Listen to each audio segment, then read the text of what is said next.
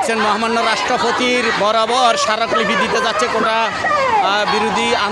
কোটার বিরুদ্ধে আন্দোলনকারীরা। আপনার ছাত্রছাত্রীরা দেখছেন এই বিশাল ছাত্রীদের এখন এটা মিছিল, পিছনে ছাত্র আছে, সামনেও ছাত্র আছে।